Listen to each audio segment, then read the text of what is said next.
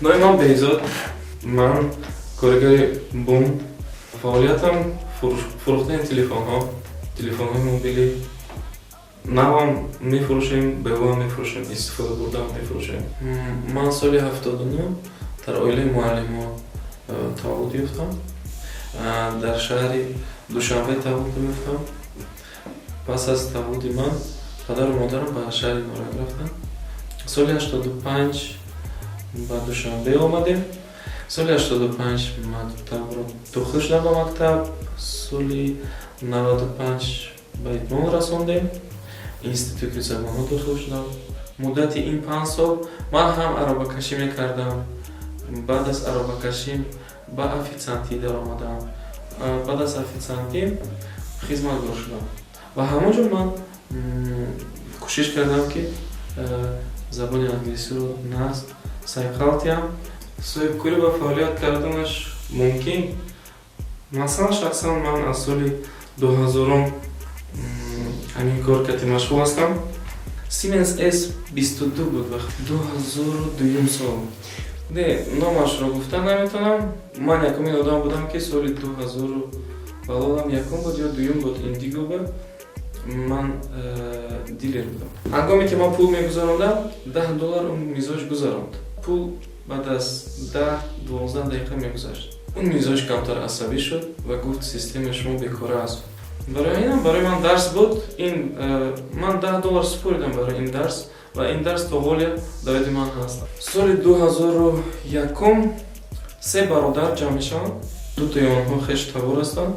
Якташ бародари мо Аслиддин. Баъд фикр кардам ки чӣ кор мекунем. Корхонаи телефонҳои мобилӣ мекушоем. Мо бояд як ном мегузорем ки ном ҳамчун таркиш ба амал биёд. Таркиш ин бар ивазаш бум мешавад. Одам бояд пул гуфта кор накунад. Одам бояд кор кунад ки кайфияташро ҳис кунад. Дилаш бояд роҳат кунад аз кораш. Ман фикр намекунам ки агар сарман даром ман 1000 сум кор мекунам. Вазифаи ман ки ба мағозаам касе ки даромад бояд бо табассум барояд.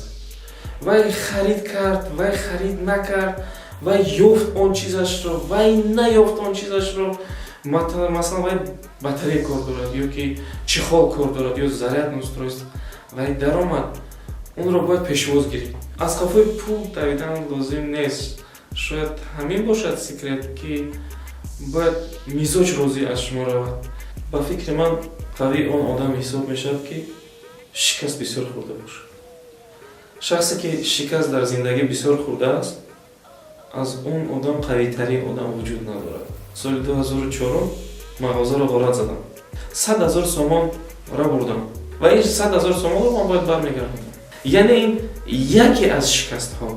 Ман фикр дорам ки одамои қавӣ он одамое ҳастанд ки шикаст бисёр хӯрдаанд ва баъд аз шикаст боз барпо хестанд ва дучанд корашонро зиёд карданд. Бисёр зани дар ҳолати ҳозира замон мафкураи занҳои мо тайёр нест.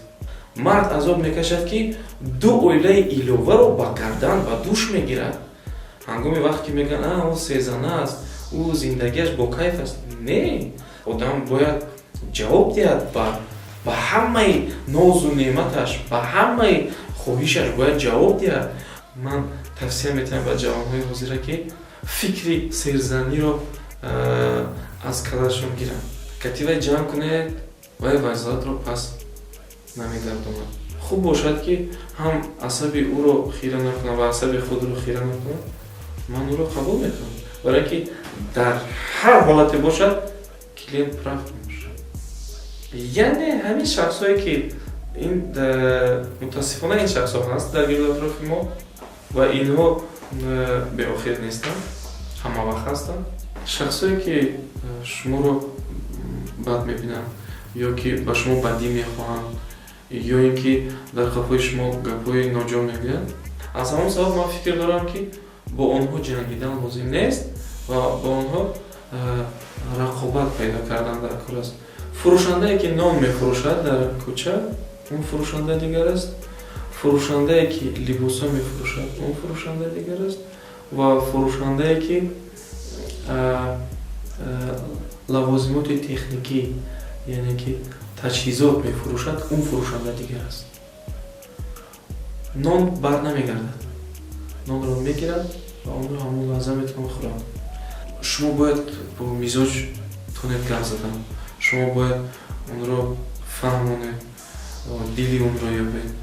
گریه کردن مرد آن حالتی هست که از معیار و درجه زیاد او از خصومت، شکست، از چیزهای ناشایان مقصد تا همین درجه اون رو پریس کردن که اون دیگر حالت نفس کشی ندارد و میخواد به یک جا گذارد و سبک شود. باید صدا دید، باید با تمام وجودش داد زند، باید موبایل کوها برای داد زند و اون شکنجه و اون سیاهی که در دیرش هست باید بیرون برد. اگر که این کار رو کردن نتوند و این چیزو زیاد جمع شوند، ممکن است که اینا به آب دیده مبدل گردن و از چشمهاش ریزند. حرمت کلانسالان این شخصیت باید اول خودش رو حرمت کنه، بعد دیگر رو حرمت. اگر وی دیگر رو حرمت نمیکنه، ممکن است که خودش رو حرمت نمیکنه.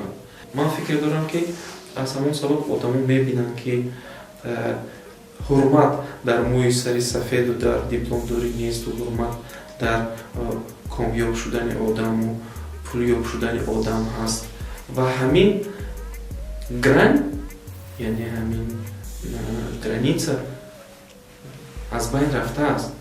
یعنی کلان و مایده الان در یک دیده میشوند، در یک دیده میشوند، نه одном уровне их смотрят.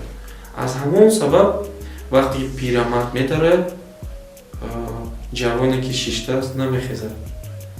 بعد او رو میپرسن برای چی تو نمیخیزی؟ میگوید چه خیلی که اون مونده است، من آخه مونده هستم.